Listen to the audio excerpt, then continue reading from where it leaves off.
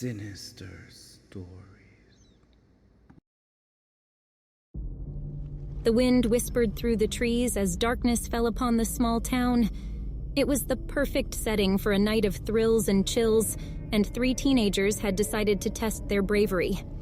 Emma, a confident and adventurous girl, convinced her best friend Lily and her younger brother Jake to join her in playing with an old Ouija board she had found in her attic. They gathered in Emma's dimly lit bedroom, the glow of candlelight casting eerie shadows on the walls. The Ouija board sat before them, its ancient letters and numbers silently beckoning.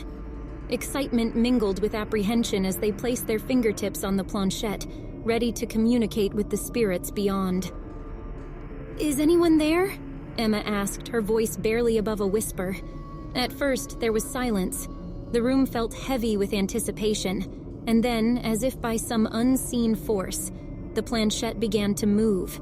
It glided across the board, spelling out a name: Sarah. A chill ran down Lily's spine. "Who's Sarah?" she asked, her voice quivering. The planchette continued to move, answering their questions with cryptic messages. Sarah claimed to be a young girl who had died tragically many years ago. Intrigued yet unnerved, the 3 friends kept asking questions, desperate for more information about this spirit from the other side. As the minutes turned into hours, the atmosphere in the room grew increasingly tense.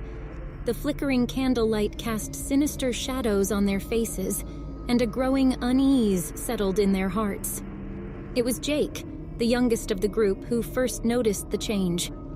"Guys, something doesn't feel right," he said, his voice trembling. But Emma, caught up in the excitement, dismissed his concerns. "Don't be scared, Jake. It's just a game. What could go wrong?" But little did they know that their innocent curiosity had awakened something dark and malevolent.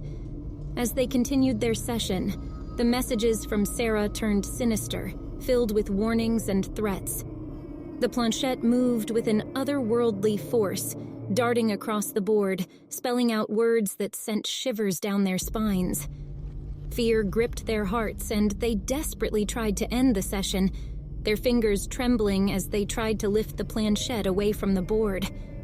But it refused to move, as if held in place by an unseen hand.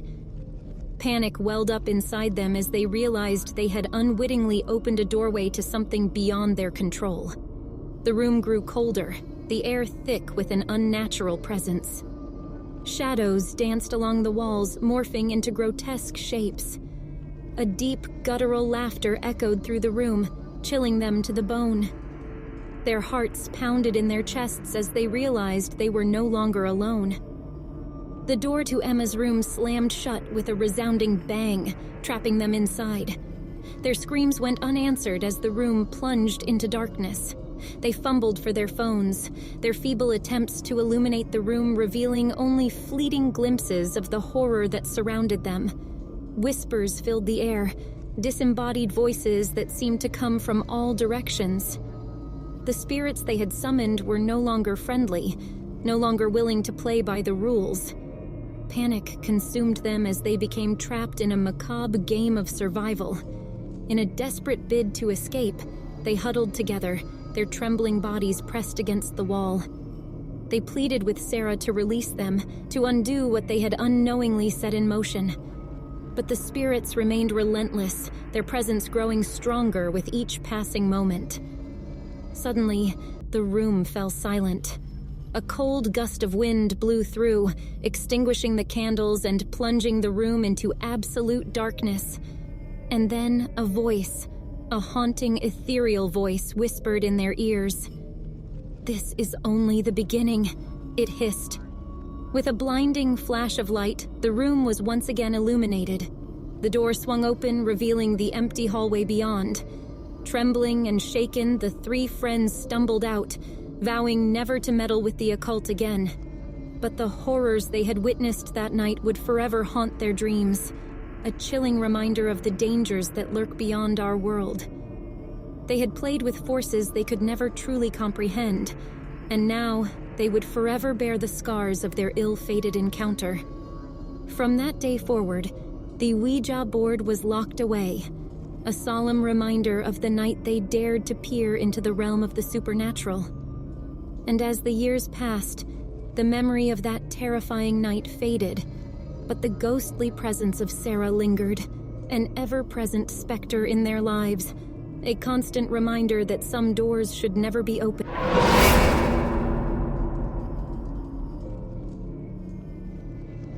Scary slumber, a night of haunting secrets. It was the long-awaited Saturday night, the night that best friends Christine and Elizabeth had been eagerly anticipating. Since their kindergarten days, they had formed an unbreakable bond. Tonight, their parents had finally granted them permission to have a sleepover, but there was a catch. Christine's younger brother, Kevin, had to be included.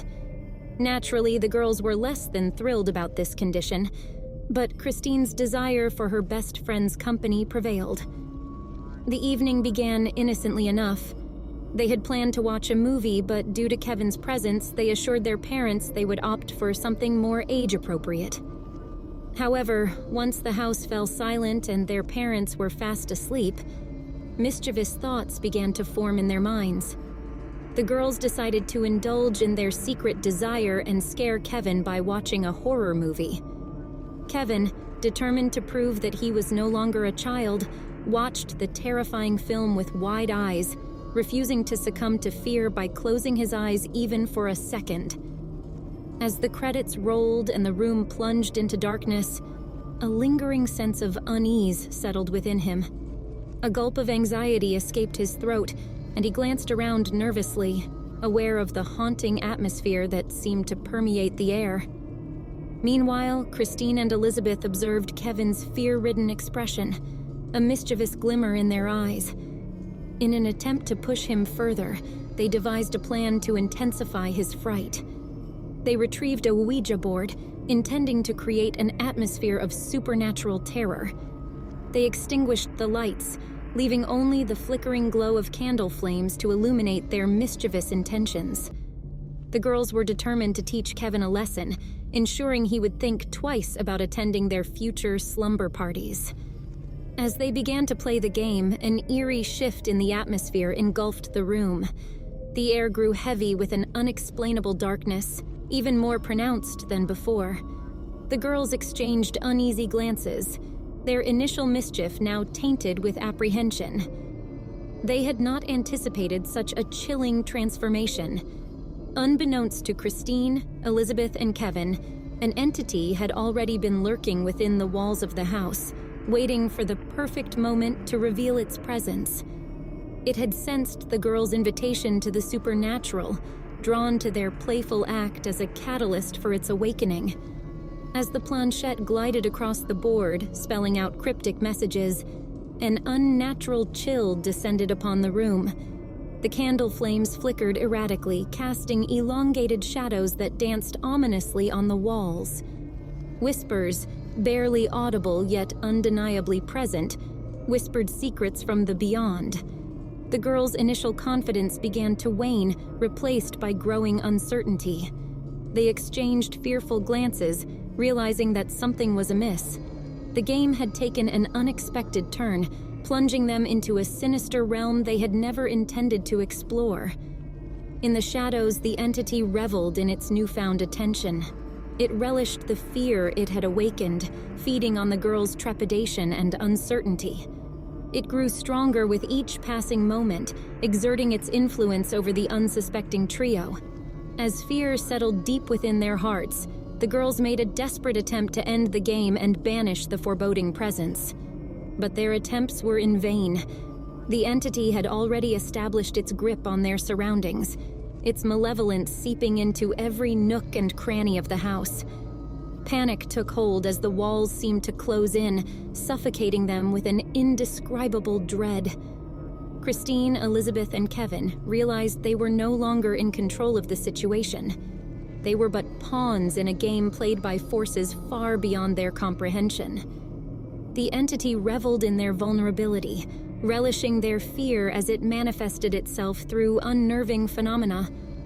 Objects moved of their own accord, disembodied whispers echoed through the halls, and the temperature dropped to an icy chill. Driven by sheer survival instinct, the trio made a frantic dash for the sanctuary of the light. But the house, once familiar and welcoming, had transformed into a labyrinth of darkness and despair. Every corridor seemed to twist and turn, leading them deeper into an abyss of their own making. As they stumbled through the winding maze, shadows materialized before them, taunting their every step. The entity's presence grew more tangible with each passing moment, its malicious intentions etched into the fabric of their nightmare. With every ounce of courage they could muster, the trio pressed on, their hearts pounding in their chests. They had to find a way to break free from the clutches of this sinister force, to reclaim their lives from the grip of the unknown. Little did they know, a sliver of hope glimmered within the depths of their collective spirit. An ancient tome lay hidden within the bowels of the house, its pages inscribed with incantations of protection and banishment. It held the key to their salvation, if they could find it in time. Driven by desperation, they followed an ethereal glow that beckoned them towards the room that housed the ancient tome. As they pushed open the door, the flickering candlelight revealed the hallowed pages, whispering promises of deliverance. With trembling hands, they recited the incantations, their voices mingling with a chorus of hope against the encroaching darkness. The house shuddered, resisting their efforts to sever the entity's hold. But they persisted, their determination casting a shield of light within the heart of the engulfing night. Finally, as the final words fell from their lips, the entity's grip weakened. Its presence diminished, retreating into the abyss from whence it came. The house breathed a collective sigh of relief as the shadows receded, granting them a moment of respite. The trio emerged from the ordeal, forever changed by their encounter with the supernatural. They had witnessed the depths of darkness that lurk beneath the surface of the ordinary, and they emerged with a newfound appreciation for the fragility of their world. As the sun began to peek over the horizon, casting its warm rays upon the house, Christine, Elizabeth, and Kevin stood together, their bond forged in the crucible of fear. They would forever carry the weight of their shared experience, knowing that the secrets that lie within the darkness can be more terrifying than anything they had ever imagined. From that night onward, they approached life with a renewed sense of curiosity and caution. They understood the fragile balance between curiosity and the unknown, and they vowed to never again toy with forces they couldn't comprehend. And as for the entity that had momentarily held them captive within the walls of their home, it returned to the shadows, biding its time, waiting for the next unwitting souls who dare to disturb its eternal slumber.